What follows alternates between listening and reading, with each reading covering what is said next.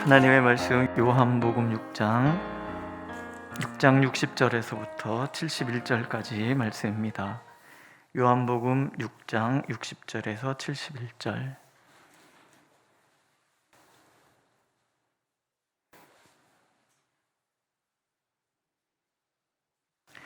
함께 읽겠습니다. 60절. 제자 중 여럿이 듣고 말하되 이 말씀은 어렵도다 누가 들을 수 있느냐 한데 예수께서 스스로 제자들이 이 말씀에 대하여 수군거리는 줄 아시고 이르시되 이 말이 너희에게 걸림이 되느냐? 그러면 너희는 인자가 이전에 있던 곳으로 올라가는 것을 본다면 어떻게 하겠느냐? 살리는 것은 영이니 육은 무익하니라. 내가 너에게 이른 말은 영이요 생명이라. 그러나 너희 중에 믿지 아니하는 자들이 있느니라 하시니 이는 예수께서 믿지 아니하는 자들이 누구며 자기를 팔 자가 누구인지 처음부터 아심이로라.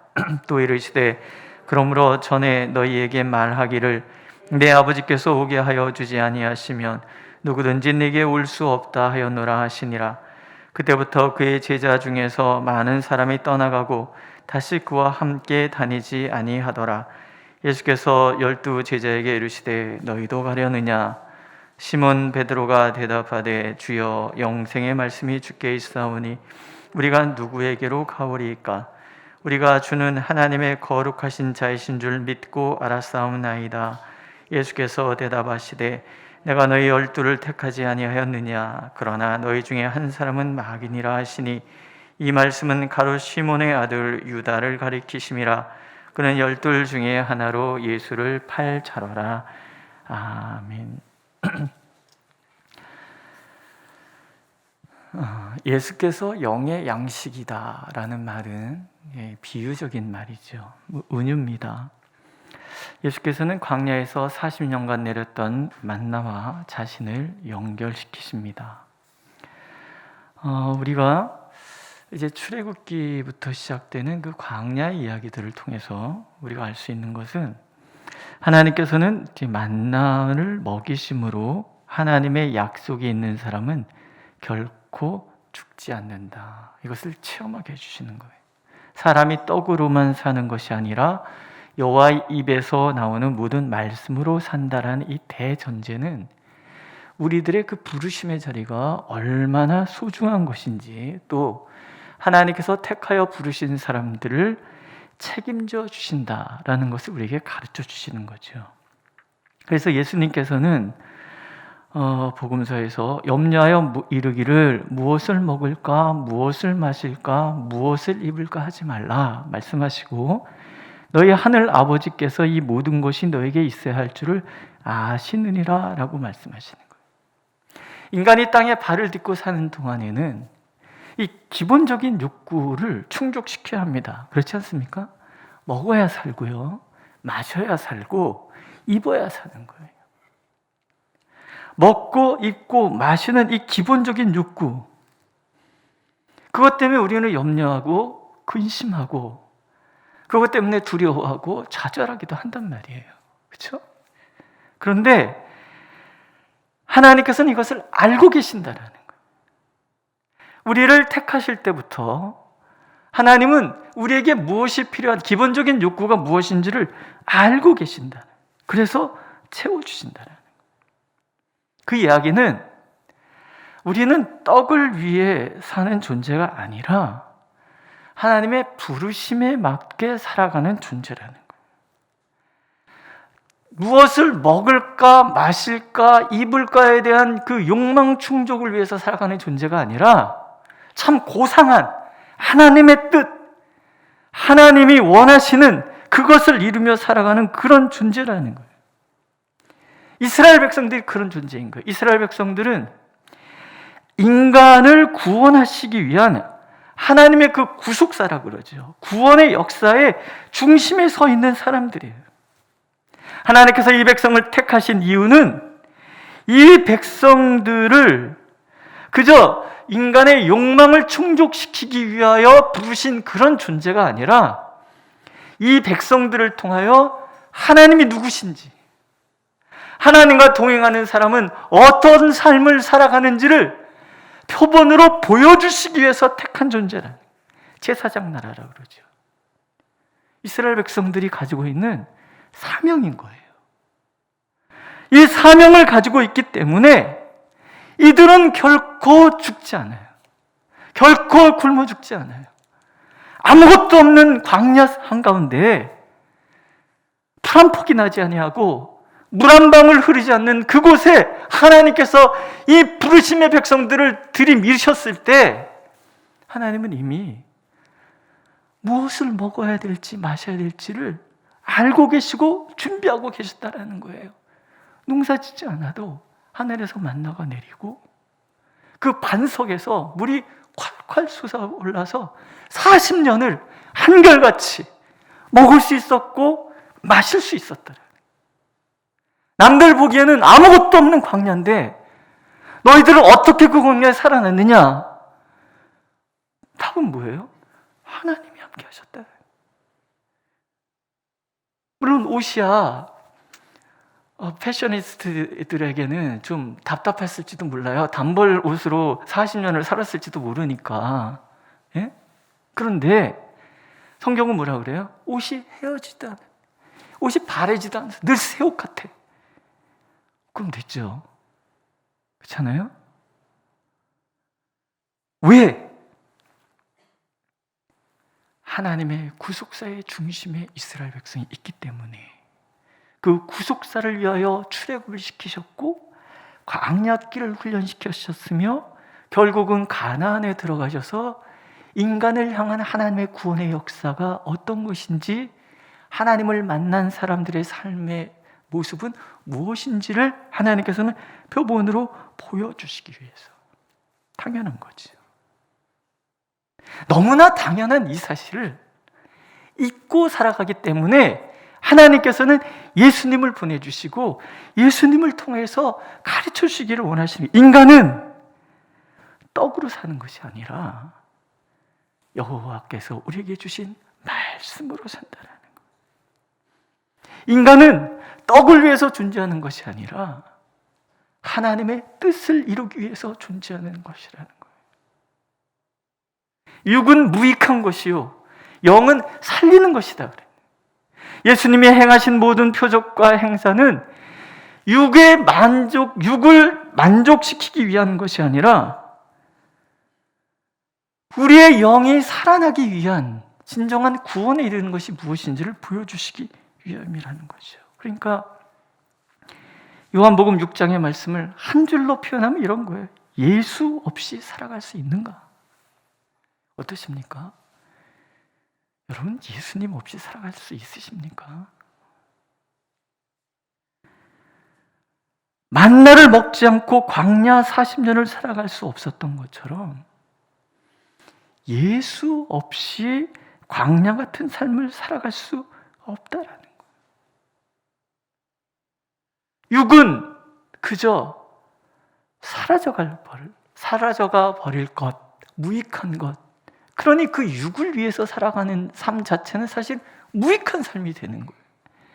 영이 살리는 것이기 때문에 예수 그리스도와 동행하고 예수 그리스도의 말씀을 읽고 묵상하고 그 말씀을 내 삶 속에 적용해가는 삶 자체가 의미 있고 생명 가득한 삶이 되는 거라는 거죠. 우리야 이제 성경을 66권이나 읽을 수 있고 수없이 많은 이야기들을 해석을 들었기 때문에 다 알지만 당시의 사람들은 지금 떡 먹고 배불러서 떡 먹으려고 했던 사람한테 이런 이야기가 귀에 들리겠습니까? 그 사람들이 그런 거 너무 어렵다. 이 말씀은 어렵도다. 못 알아듣겠다. 이러는 거예요. 그리고 어떤 사람들은 떠나는 거예요. 다시 그와 함께 다니지 아니하였다. 근데 저는 이 다시 그와 함께 다니지 아니하였다라는 이 요한의 증언에는 어쩌면 깊은 슬픔과 안타까움이 담겨 있겠구나 이런 생각이 들어요. 떠나가는 사람을 보면서 깊은 슬픔과 안타까움을 느끼는 거죠. 그들의 영이 죽음으로 몸부림치는데 그것도 알지 못하고 떠나가는 그 사람들에 대한 안타까운 마음이 다시 그와 함께 다니지 아니하였다 이 말에 담겨져 있는 거예요. 그럼 예수를 떠나는 이유가 뭔가? 크게 두 가지예요. 하나는 육신의 욕망을 채우기 위한 목적으로 예수님을 찾아온 그 왜곡 때문에, 먹고 배불렀기 때문에. 이 신앙은 내 욕망이 채워지지 않는다면 그냥 떠나는 거예요. 그렇지 않습니까? 우리 기도할 때 많이 있잖아요. 기도가 많이 있잖아요. 어떤 아이는 하나님 나 서울대학교 보내주시옵소서. 근데 안 갔어요. 못 갔어요. 하나님 내 기도 안 들어주신다고.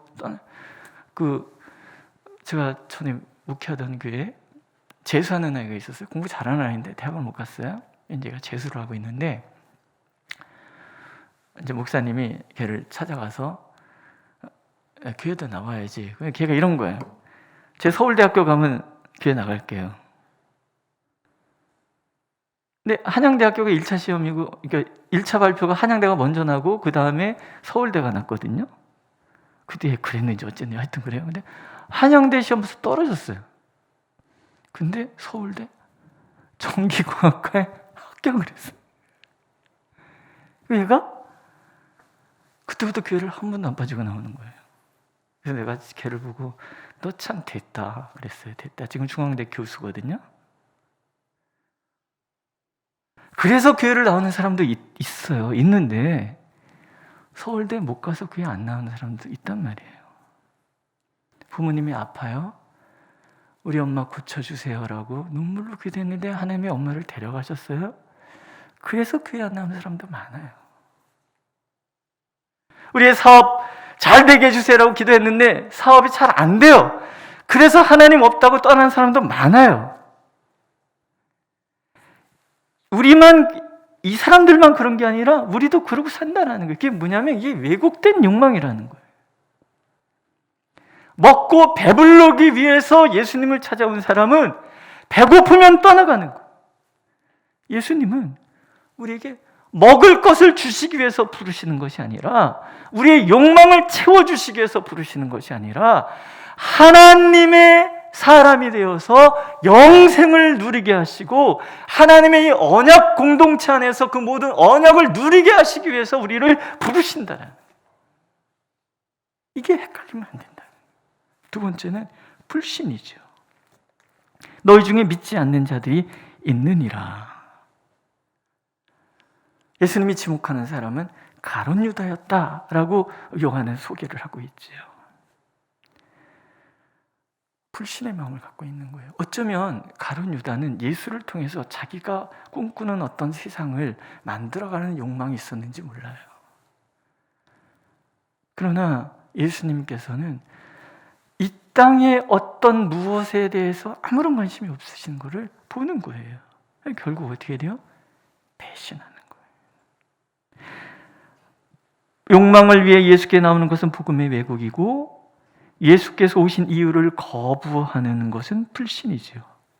전자는 예수를 떠나 다시는 따르지 않을 것이고, 후자는 가룟 유다처럼 예수님을 배신하게 될 거라는 거예요. 그러니까 우리가 안에서 이 왜곡된 욕망을, 잘못된 신앙을 걷어내지 않는다면 우리도 언제든지 예수 떠날 수 있어요. 우리 안에 불신을 제거하지 않는다면 얼마든지 하나님을 배신할 수 있는 것이 우리라는 거예요. 예수님이 질문해, 너희도 가려느냐?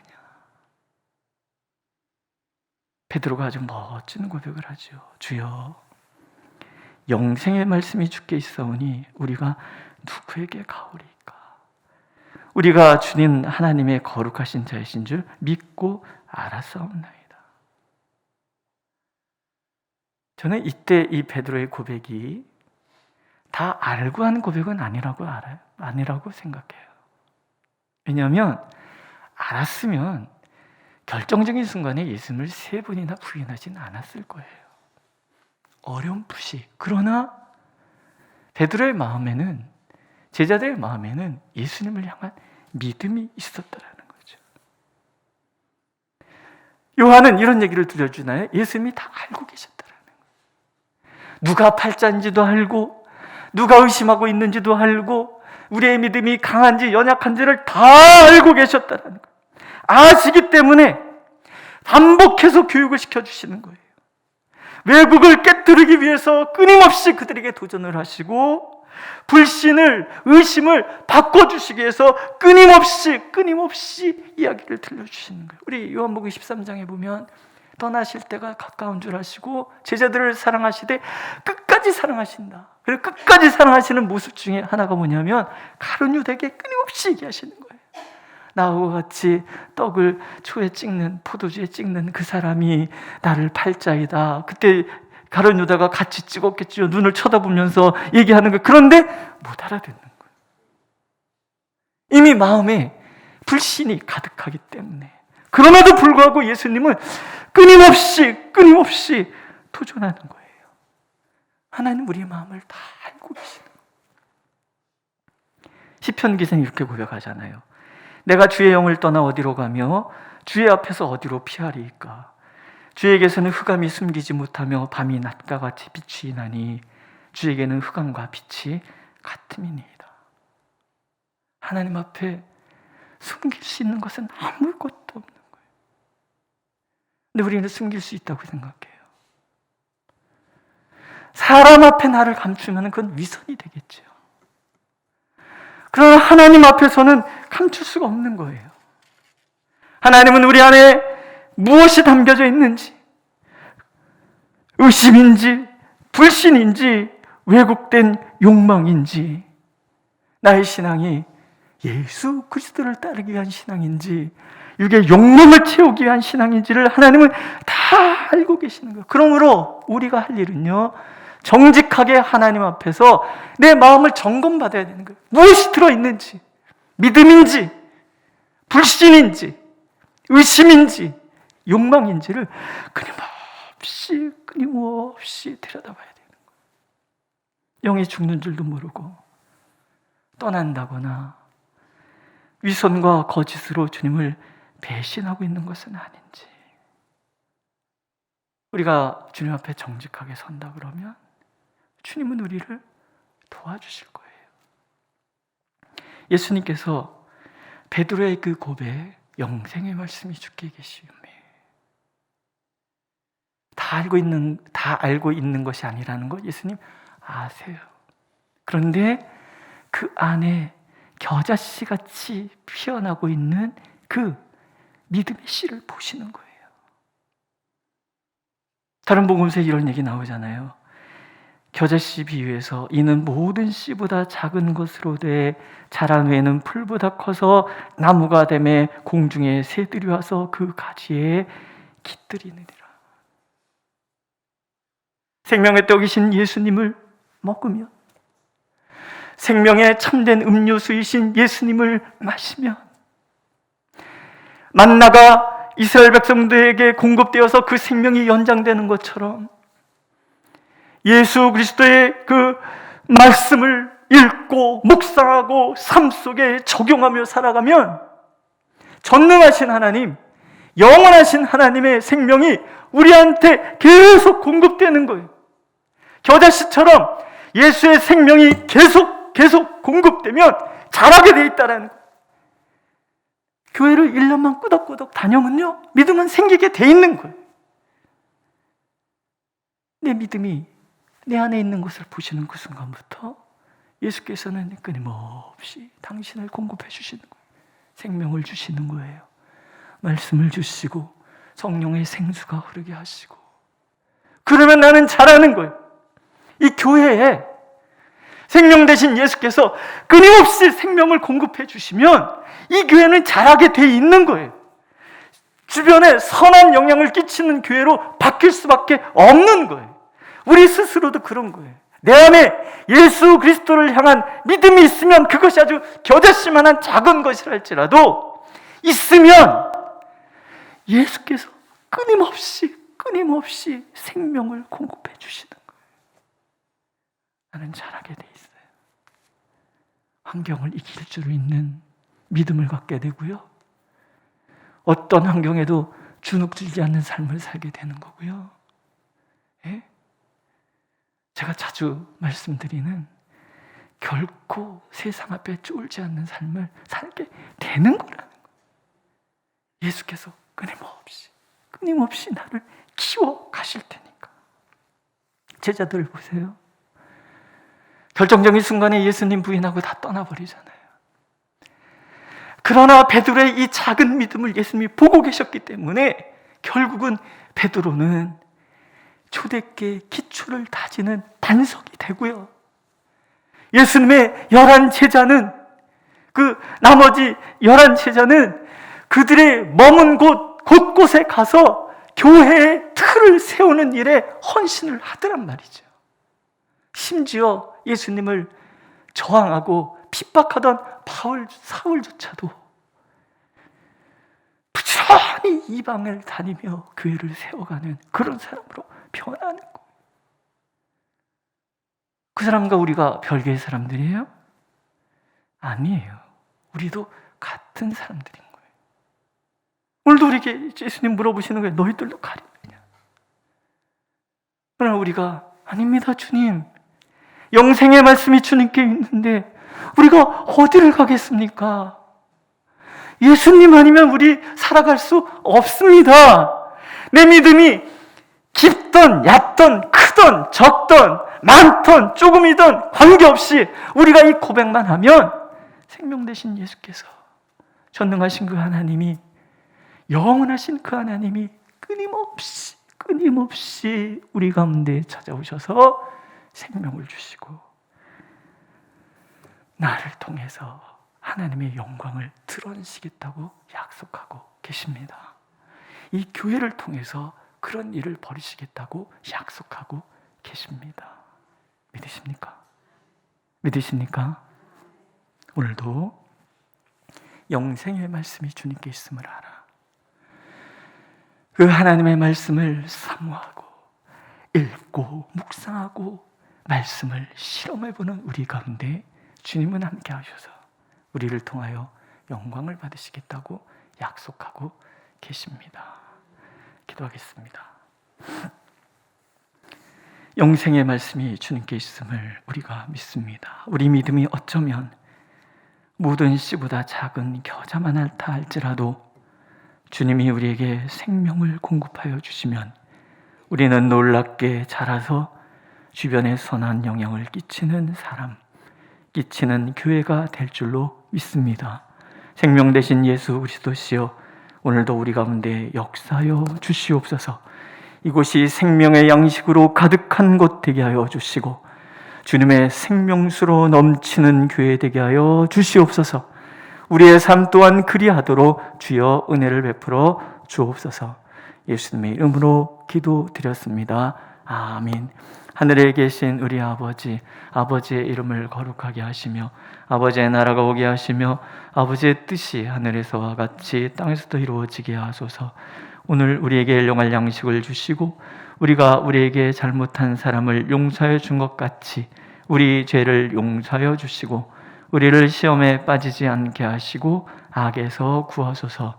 나라와 권능과 영광이 영원히 아버지의 것입니다. 아멘.